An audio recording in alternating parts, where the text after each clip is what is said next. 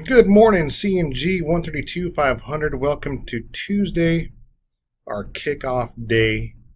This week we cover Chapter 7, Administrating a Secure Network, where we kind of look at secure devices, functions, security protocols, secure protocols. Let's see. It also says security devices, technologies, how data can be analyzed, explain how to manage it, secure network platforms. Kind of a broad subject matter because when you start to look at networks, sometimes you have to just look at the most fundamental aspects of the network. And if you have taken or you are taking CNG 130 or 124 with me, networking, we look at how fundamentally the network, just by subnetting IPs, is a very simple process and a start to securing your network. If an available IP range only has a specific amount of usable IPs, then putting on new devices won't matter because there won't be any available IPs for those new systems.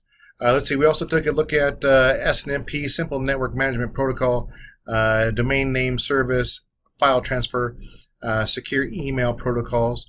With secure email protocols, we look at that just because a port,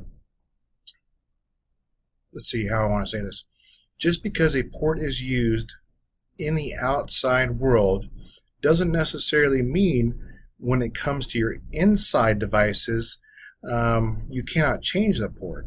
So say if we had if we're using,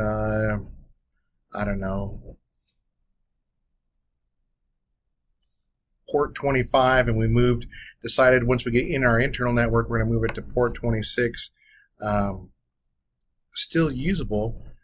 It's just another security measure that we're trying to use within the network itself. I thought there was an example of this in the book also.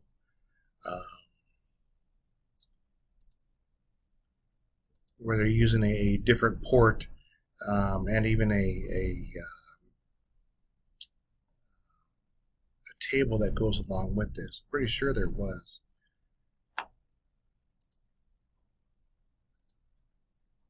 So I see security, and sorry, I'm usually recording on my tablet. My phone's in use. Yeah, I don't see that table directly. But understand that just because you have to specify as a port on the outside doesn't mean you have to really use it on the inside. It could be something totally different within the inside. Let's see, we have a quiz this week.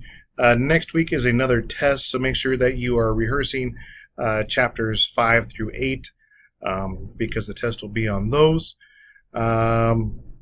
Next week, week 8, is a week I really like because I just had the conversation again about wireless devices, and I forget with who, but when you saw people walking around their phones, with their heads buried, before Pokemon Go, it was like, okay, maybe they're texting. With the invent of Pokemon Go, it looks like people are just kind of playing games on their phone as they're walking around, but we're starting to dismiss those because we assume people are playing on the games, but they could be walking around gathering intel on systems. So next week, really a week that I truly enjoy. What else goes in this week? To jump back to this week, analyzing data, looking at security logs, analyzing logs.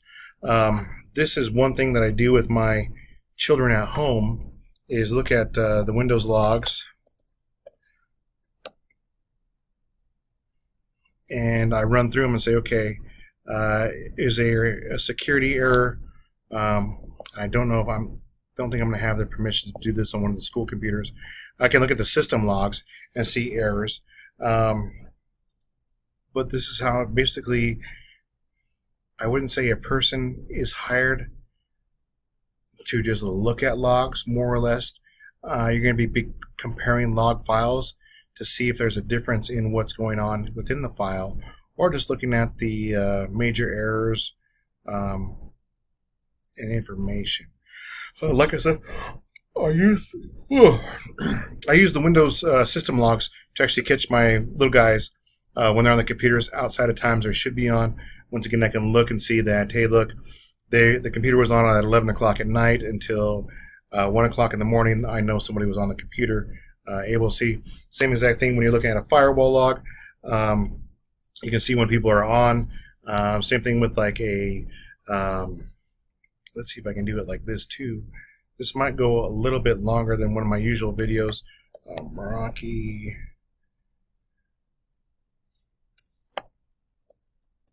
dashboard.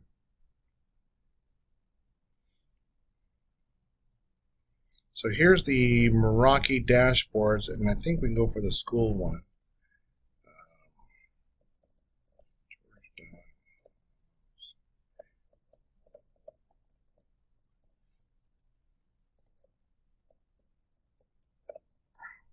So here's a school Meraki devices that we have here on campus. Not necessarily the schools, but the computer networking departments. So I don't think there's going to be a lot of information on them, just because they haven't been used at this point. I think they're still just sitting on the shelf, waiting for the class to use them. But anyways, it should log us in. We should get an illustrated graphic showing the use times, what's happening at those levels. If it ever logs me in, frontrange.edu, George Perry Limos. So I don't know what's going on there, but we should see a log of the device and what's going on with that device. You know, once again, you kind of just check that device. If you think something happened, you go back and just check the logs. But more or less, I don't think you'd have somebody really just sitting in there looking at the logs continuously as they're going. What else do we have for the chapter? Data from security devices, same thing, looking at the Windows or the firewall logs. Looking at the data execution prevention from Microsoft Windows. File integrity check, doing a checksum. Issues with analyzing. Host virtualization. We look at a little bit more or less about hypervisors type 1 and type 2, how those interact with the system. And a lot of people think that just because you have a system that's within a system, that since the host is secure, it means that the visiting virtual host is secure also, but that's not the case at all. The virtual platform also needs to be protected to ensure that everything is secure. If you're here on campus or on the Larimer campus and you do the Palo Alto course, the Firewalls 133 course, you get to see how many just different pieces of software that we have in virtualization, and really they're mimicking a true hardware device by having a firewall, a switch, an internal and external PC that we just mess around with in a virtual environment that simulate the real world in that case.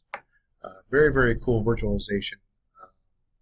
Cloud computing. As we move into cloud computing and hosted services, you know, there's a great demand there on how to secure that. You know, for this, we kind of take a step back and think, who is responsible for your cloud security? Is it Amazon? Is it Google? Is it Azure? Microsoft? You know, how do you negotiate who's responsible for security? Or is this something that should be brought up in your contract before it's signed? Now, these are all very, very good problems. Software as a service, infrastructure as a service, security as a service. Very, very unique ways to look at security. And I believe, yep, I'm at the chapter summary. So take a minute this week. It's probably going to be a lot more to grasp, because we're just talking about, we introduced a lot more concepts this week. This video is a lot longer than I intended, so please watch this video more than once if you have to. But that is all, and I'll leave you with that kickoff video.